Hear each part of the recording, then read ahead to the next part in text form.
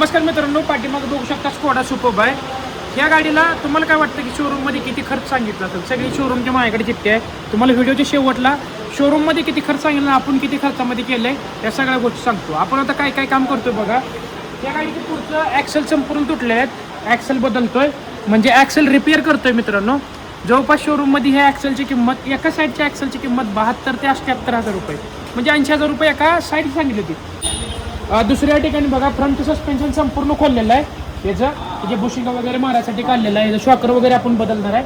पाठीमागच्या साईडला याचं किती कॉम्प्लिकेटेड इंजिनिअरिंग आहे बघा.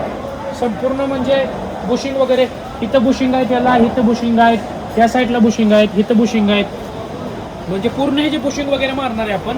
पूर्ण गाडीमध्ये जवळपास याचं फ्लायव्हील पण बदलायचं आहे, फ्लायव्हीलचा पण आवाज येतोय, फ्लायव्हील वगैरे बदलायचा आहे. त्यानंतर EGR इंटरकूलर आहे, डीप सर्व्हिस आहे, त्यानंतर टायमिंग बेल्टचं काम करायचं आहे, त्यानंतर लिकेजचं काम करायचं आहे, रॅडिएटर सर्व्हिस आहे, त्याचबरोबर ब्रेक पॅड ब्रेक डिस्क टाकायचं आहे, पाठीमागचे ब्रेक पॅड ब्रेक डिस्क टाकायचं आहे. या सगळ्याला शोरूममध्ये इथं तुम्हाला दाखवतो मी 6,50,000 रुपये खर्च सांगितला आहे.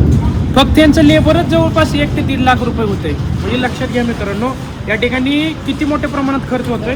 ठीक आहे, त्यांच्या लेवलला त्यांनी पण बरोबर आहे शोरूम, कारण की गाडीच्या लेवलच्या त्या हिशोबानं आपण तेच काम फक्त 2.5 ते 3 लाख रुपयेमध्ये करतो मित्रांनो.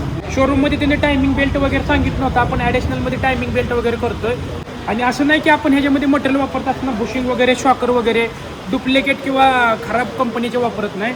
या ठिकाणी बघू शकता शॉकर वगैरे TRWचे वापरतोय, झेडेपचे लिंक रॉड वगैरे, झेडेप किंवा महाले, त्याच्यानंतर TRW, म्हणजे जे OEM सप्लायर आहे चांगल्या पद्धतीने, की ज्याला स्कोडाला वगैरे सप्लाय आहे आणि ज्याचं नाव चांगलं आहे ना मार्केटमध्ये, असं वापरतोय. असं नाही की खराब वापरतोय. तुम्ही जर शोरूममध्ये करत असाल काम, तर त्याच लेवलचं काम आपण बाहेरचं OEM सप्लाय पार्टमध्ये कमीत कमीमध्ये करतो. लक्षात घ्या मित्रांनो, तुमच्या कोणता मित्र असेल, त्यांनी जर शोरूममध्ये गाडी टाकणार असेल, तर त्याला एक वेळेस हा व्हिडिओ शेअर करा आणि त्याला सांगा की त्याच लेवलचं काम आपण बाहेर कमी पैशामध्ये करू शकतो.